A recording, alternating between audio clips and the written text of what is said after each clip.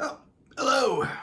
John the bartender said that you sent over a Tinker Ale for me, which means you probably want to hear a tall tale with Jack Huzzah, world's most okay bod. Well, either fortunately for you or unfortunately for you, you've caught me in a mellow mood because today I've been thinking a lot about George Worthy Lake and the first lighthouse in Boston. As a matter of fact, the first lighthouse in America, before it became America, of course. So, picture this. The year is 1716 and the first lighthouse is lit in Boston Harbor on a small spittle of an island called Little Brewster Island. Greater Brewster Island is very close by, and Boston's about 5 or 6 miles away, depending on how treacherous and a navigation route you take. Now, years earlier, they decided that they needed this lighthouse here because the waters were treacherous and dangerous, and only skilled harbor pilots could really navigate safely into Boston. Now, one of these skilled harbor pilots was a man named George Worthy Lake, and George Worthy Lake knew the islands like the back of his hand. He already had a small farm near Boston, and he also kept sheep on Greater Brewster Island, which, like I said, is very close to where they wanted to build a lighthouse. So, when they need that lighthouse lit in 1716, George is picked as just that man.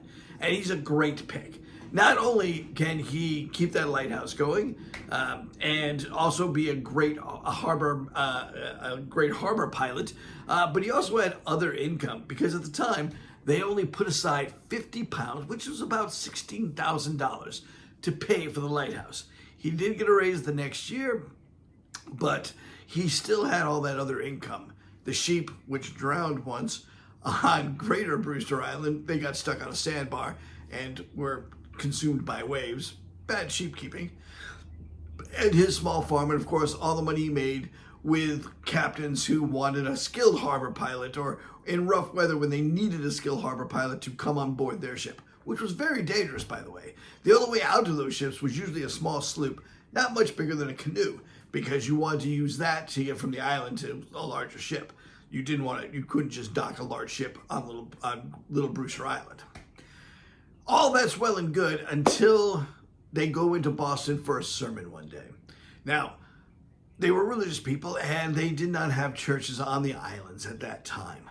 So they'd have to go into Boston when they wanted to hear a sermon. It was on one of these occasions that George, his wife, Anne, his daughter Ruth, and 3 of his servants all lost their lives. And they did so because on the way back, they stopped at Greater Brewster Island to check on the farm, as one might, and then they took a small sloop as close as they could to Little Brewster Island. But from there, they had to use an even smaller boat to get to Little Brewster Island. And that smaller boat was not that much bigger than a very large canoe. Now, 6 people and provisions in a canoe does not a good time make. I've been in these waters, and I can tell you I wouldn't want to have done it. They made it about halfway to where they were going. Some say more, some say less. Historians kind of argue on this one. When a great wave overcame them and it was capsized. All 6 souls were lost. As a matter of fact, you can go see the Worthy Lake's gravestone in Cobb's Graveyard here in Boston. And it is notable because it is one of the only triple gravestones you will see. Mother, father, daughter in the middle. So picture it kind of like a big M. There's not a lot of those around. It's not totally unique, but it is outstanding because there aren't very many of those. The graves of the 2 slaves and the indentured servant are much harder to find. I've been tracking those down for a while. If you're an amateur sleuth, you can help me out and let me know if you found anything good. Now, that might have been the end of the tale, but there are 2 other little side notes that are worthy to note. The next person to man that lighthouse also died, and he died for the worst of reasons. He got a signal from a boat out in the waters that they needed help. He went out there thinking they needed a harbor pilot, but all they wanted was the gossip of the day. That's not a paying job. Mad, they went back towards Brewster Island. Their boat sank because it is treacherous waters, and they all drowned. Dumb reason to die. Another noteworthy thing about this particular tragedy is a young poet by the name of, what was his name? Benjamin Franklin wrote a poem about it, and it kind of became a small sensation at the time in Boston. Not a huge sensation, but him and his brother, who had a printing press, made quite a bit of money. Now, young Benjamin Franklin was, I believe, 13 at the time. Some say 14. Historians kind of argue about this one too. But it was a good sum of money at the time, and Benjamin Franklin decided that he might just stop and become a poet. Now, fortunately for me, because I'm wearing bifocals right now, his father dissuaded him from this idea, and he became the founding father that we all know now, Benjamin Franklin. Another kind of interesting side note is that later in 1940s, a copy of this was said to have been found. This particular broadsheet was a poem that was printed out en masse, handed out, people read them, they loved them, but they were not exactly the kind of thing that you would save forever.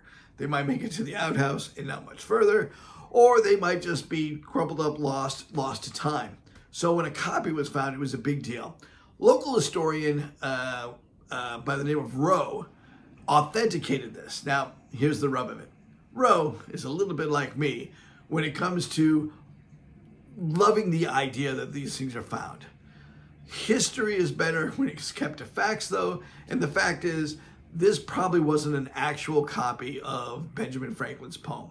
The meter doesn't really max, and the text and the context, there's not a lot of things that scream this was Benjamin Franklin's writing. I do love the idea that in a closet on an island in the harbor, they found a copy. But alas, I would say that's probably not what happened. If you want to hear more about that, just drop a comment below and ask me a couple of questions about it. But if not, that's all you get for a tankard. Go buy another and you'll hear another tale. So long.